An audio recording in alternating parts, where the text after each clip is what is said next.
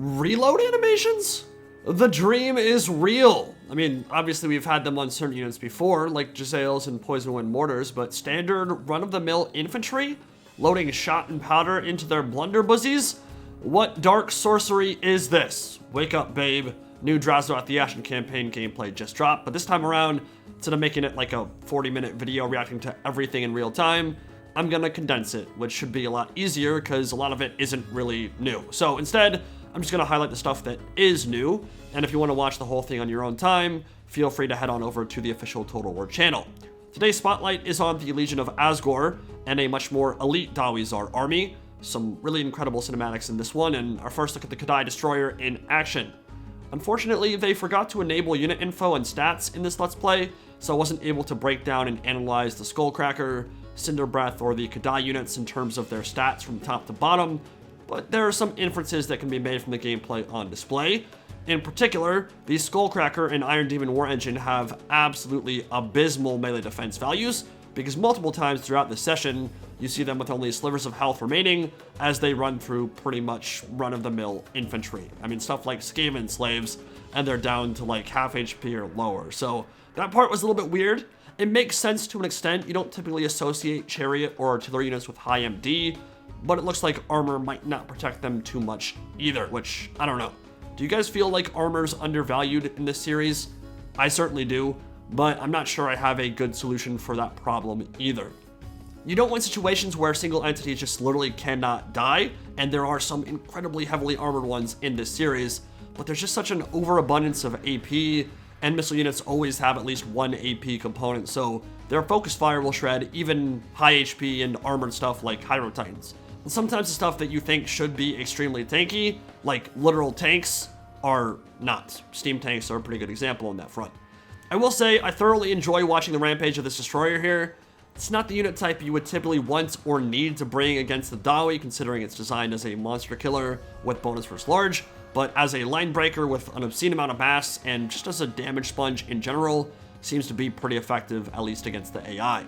There's a fun little Kadai Fireborn summon from the Tower of Sorcerers that will be brutal for hunting down ranged troops in an enemy's back line, probably even better than Ushabti summons in that role.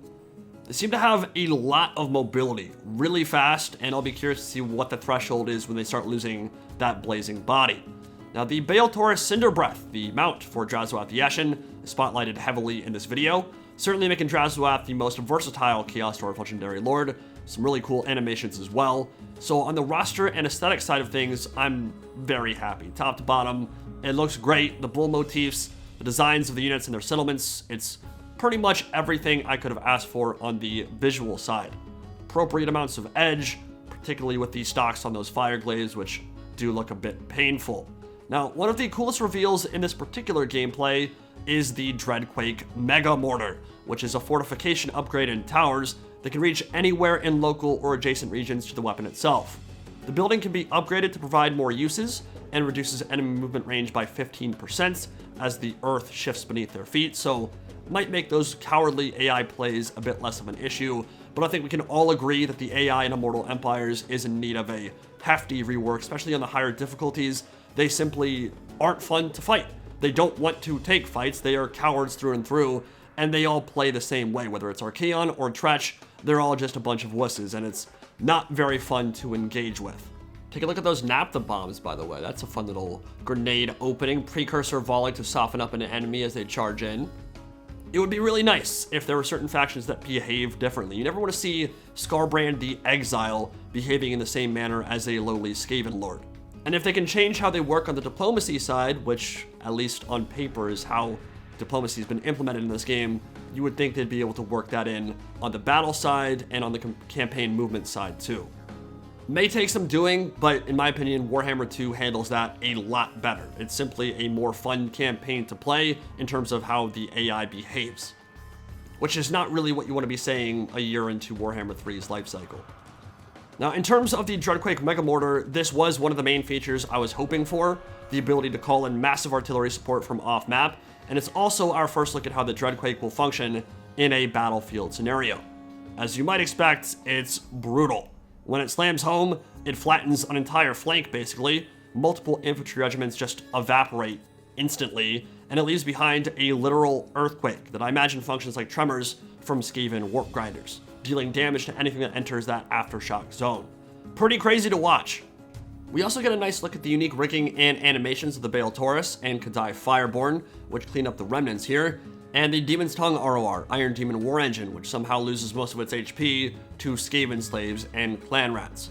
I am sincerely hoping that was just a learn to play issue and not a heavily armored train getting wrecked by low tier fodder in melee, low tier Skaven fodder in melee, but we'll see. I think it's fair that it has low MD, but you really don't want a situation where Skaven slaves are able to chunk through a heavily armored beast like a Regiment of Renown Iron Demon that costs, what, 1,800 plus gold?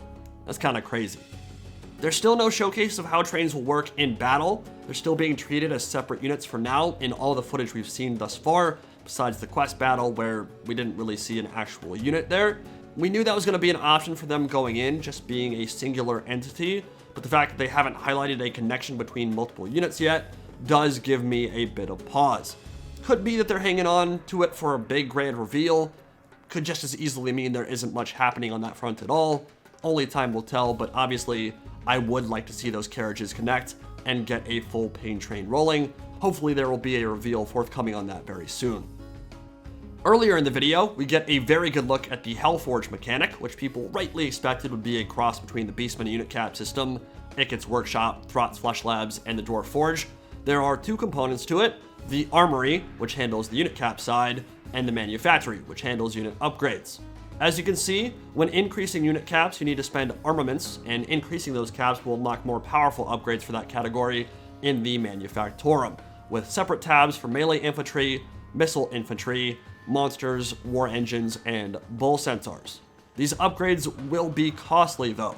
Even just increasing unit caps for something like a destroyer is a hefty sum, and the upgrades themselves cost upkeep of armaments per turn, so there's an upfront gold and armaments cost just to field units in the first place, and then additional cost per turn to keep them benefiting from those manufactory bonuses.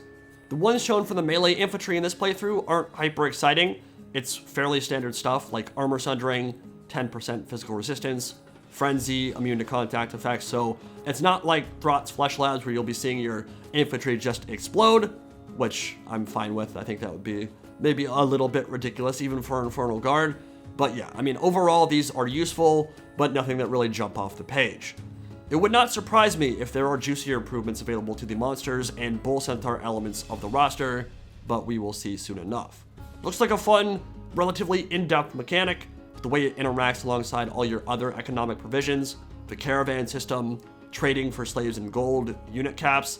There's a lot of ways to use armaments to sell them, buy them, acquire them, and you'll have to balance them a lot, arguably in a more complex way than money itself, which, as we've talked about before, is not a particularly complex system in Immortal Empires. Also, a very cool close-up look at the Blazing Beards of Bazarak, a Chaos Dwarf Regiment of Renown, and the Demon's Tongue Doom Train ROR, along with the Fireborn. I can already tell that is going to be one of my favorite units in this entire roster, and there are a lot of cool ones here. On the Caravan front, the encounter system will work the same way as it does for Cathay.